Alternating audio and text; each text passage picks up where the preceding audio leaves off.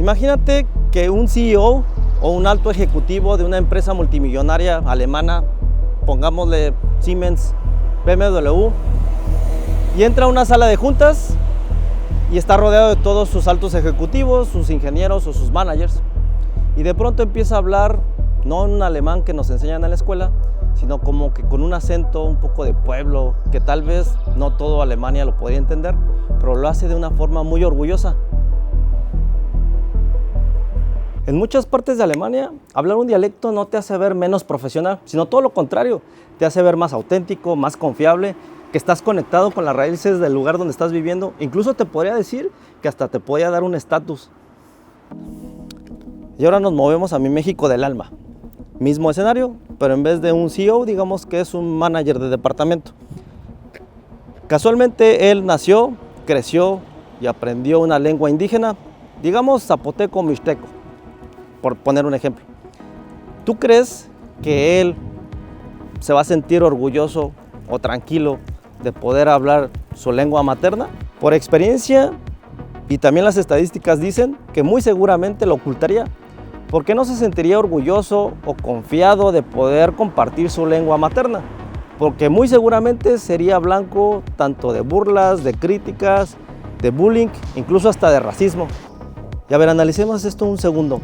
¿Por qué en un país como Alemania, de primer mundo, hablar como si fueras de rancho puede llegar a ser hasta de alta sociedad o incluso te da un buen estatus?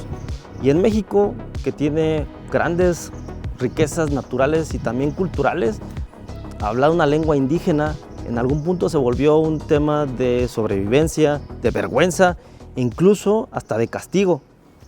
Bienvenidos al segundo video de esta serie llamada Viajando por Alemania. En esta ocasión nos tocó venir a un pueblito llamado Garmisch-Partenkirchen, un pueblito que se encuentra en la mitad de los Alpes bávaros y es muy famoso porque muchos alemanes lo escogen para venir a esquiar, otros para hacer senderismo y otros pues para andar en bici de montaña. Nosotros llegamos aquí con la intención de entender esta paradoja de por qué Alemania lucha por conservar sus dialectos y por qué en el caso de mi país, México, siempre buscó eliminar las lenguas indígenas. Esto es el Expat y suscríbete.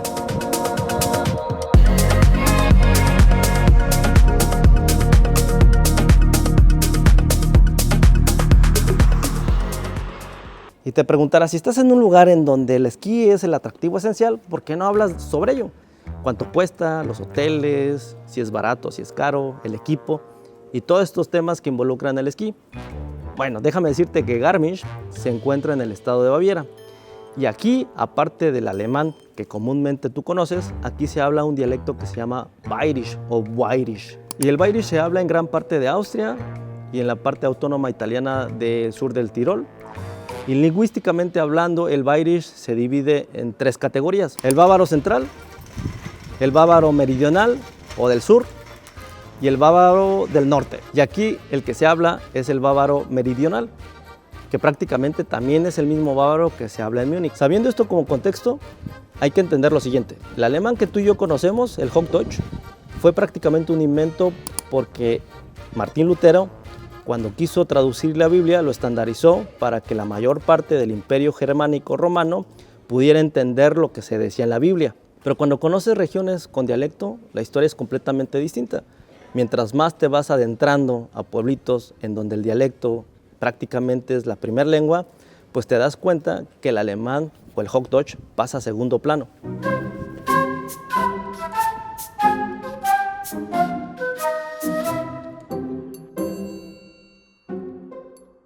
Y sucede que en Alemania se estima que hay entre 50 y 250 dialectos aproximadamente, agrupados entre 16 y 20 grupos principales. Y ojo, dos precisiones. La primera es que no soy experto en lingüística y la segunda es que aquí sí se le llama dialecto porque son derivaciones de la misma familia germánica. Y dentro de estos grupos, por ejemplo, tenemos en Hamburgo el Plattdeutsch, que tal vez es muy similar al holandés o a un inglés muy viejo. Luego tenemos en el sureste, en Stuttgart, tenemos el Schwabisch o el Suabo. Como te dije, allá en Múnich existe el bávaro y así un montón de grupos que existen.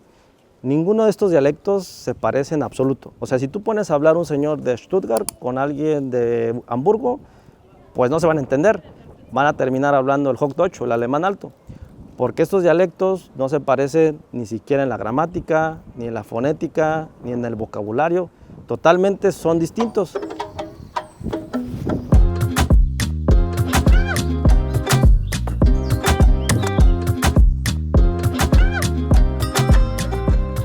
¿Por qué en un país tan industrializado como es Alemania los dialectos no han muerto? Bueno, porque en Alemania, y también muchos alemanes que hablan dialecto, consideran que hablar dialecto les da una identidad local muy fuerte y tampoco es sinónimo de pobreza. Al contrario, cuando tú vas a un jardín de niños, a un kinder, es muy probable que esas maestras que ya hablan dialecto les tratan de enseñar a los niños dialecto. En el caso de Baviera, hay muchos kinders que muchas maestras les enseñan bávaro a los niños desde chiquitos, porque quieren mantener esa identidad que los bávaros tienen. Pero como toda historia también tiene su parte mala, y es que la generación Z alemana está dejando morir el dialecto puro. Hay estadísticas que mencionan que el 60% de la población de aquí del país habla o entiende un dialecto. Pero de ese 60%, el 95% son jóvenes alrededor de los 24 para arriba. Pero el resto son niños y adolescentes. ¿Y por qué? Por el tema de la globalización. Muchos de ellos ya se encuentran pegados en las redes sociales y el escuchar hablar a alguien un dialecto se le hace como si fuera gente de rancho o de campo. Así como en México nosotros podríamos decir que la gente que habla una lengua indígena se nos hace de un pueblo o de las zonas serranas de nuestro país. Pero lo que muy probablemente está pasando, según expertos en lingüística, es algo que se llama regiolect, que significa el alemán normal, pero cantadito y con palabras solamente de la región. Y justo por eso lugares como Baviera son la resistencia y están luchando por conservar el bávaro, incitando a los papás y a los profesores que les enseñen el dialecto desde la cuna, argumentando que crecer bilingües estimulan el cerebro del niño para que sea más fácil aprender inglés.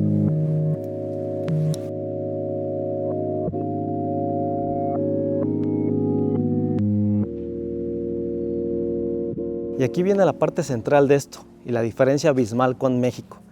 Y es que el dialecto se está perdiendo de forma natural, gracias al internet, a la modernidad.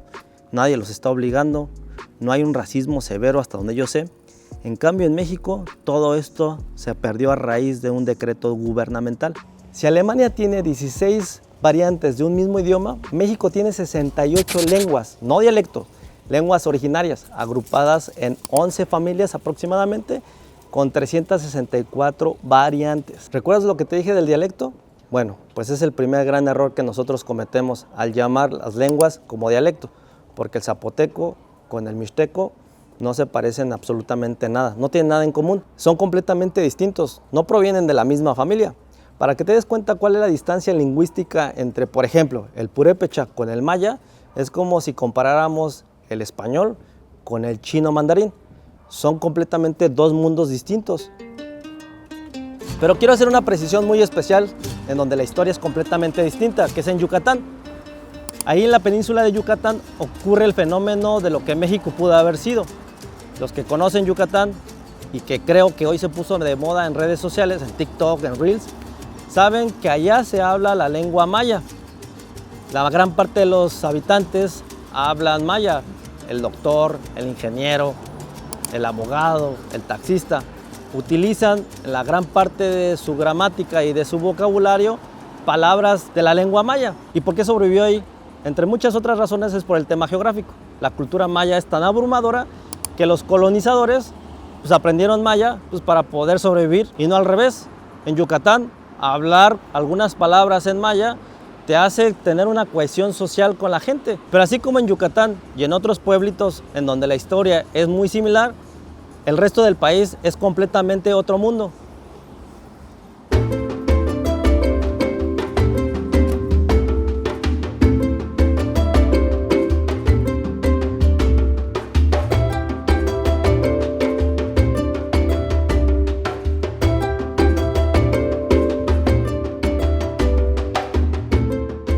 A principios y a mediados del siglo XX, en México se implementaron políticas muy estrictas, muy duras, y entre ellas era la castellanización de toda la gente. Para tener un México moderno o un mestizo perfecto, pues necesitaban que todos hablaran la misma lengua, el mismo idioma, por lo que las lenguas indígenas les estorbaban. Durante décadas muchos de los niños que acudían a las escuelas evitaban hablar su lengua materna, porque era motivo de castigo. Los profesores los maltrataban, los castigaban, sus compañeros se burlaban de ellos y así hasta que lograron erradicar las lenguas indígenas. Yo recuerdo que cuando iba en la primaria, en la secundaria, escuchar a alguien hablar una lengua indígena era motivo de menosprecio, de bullying y de burla. Hoy en día en México, de acuerdo al INEGI, que es el Instituto Nacional de Estadística y Geografía de México, contabiliza que hay 7.4 millones de personas que hablan una lengua indígena. Y tú dirás, pues es más que en Alemania. Sí, pero si lo comparas con los 126 millones de mexicanos, pues es prácticamente nada. Ahora, de ese 7.4, solamente el 40% son mayores de 50 años y el 15% son niños y adolescentes. O sea, sigue siendo una cantidad muy mínima, casi nada. Y es más que obvio que aquellas personas que tienen el privilegio de hablar una lengua indígena, lo que menos quieren para sus hijos son problemas. Por lo tanto, no se las enseñan por el tema del racismo, la discriminación, el bullying. Y también el INEGI comenta que 3 de cada 4 personas que hablan una lengua indígena viven en pobreza. Entonces, cuando la lengua se asocia con marginación económica y social, pues ¿quién quiere conservarla? Ya dejó de ser un motivo de orgullo y es más como un motivo de supervivencia.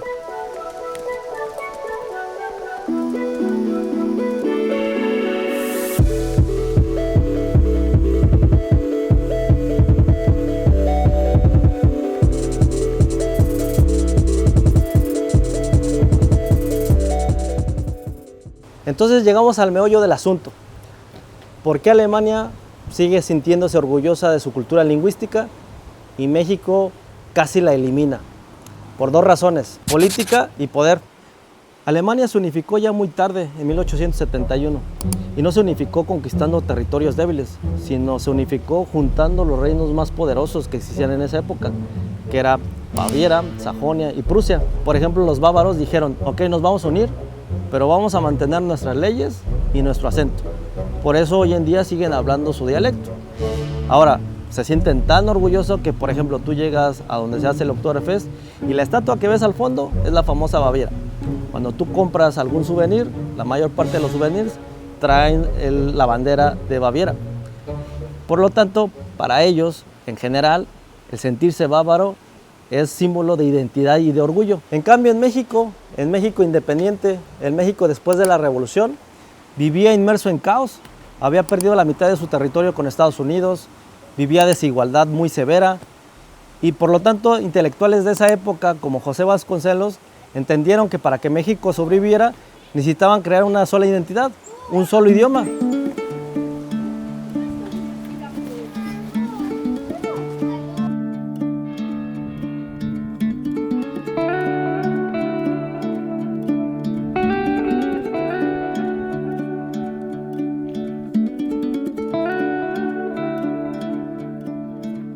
Lo voy a resumir con una analogía muy sencilla. Aquí en el estado de Baviera, la persona que hable bávaro lo hace ver importante, sobresaliente, orgulloso. En cambio, en México, la persona que habla una lengua indígena históricamente lo hace ver como un ciudadano de segunda. Incluso hay mexicanos y latinos que cuando llegan aquí al estado de Baviera y conocen el bávaro, lo intentan aprender para poderse integrar a la cultura bávara, cosa que no harían en su estado en la lengua indígena que predomina en el lugar de donde vienen. Pero hoy en día las cosas están cambiando, como que está despertando mi país. Porque gracias a las nuevas generaciones y a las redes sociales, se han visto grupos de rock tzotzil, raperos maya.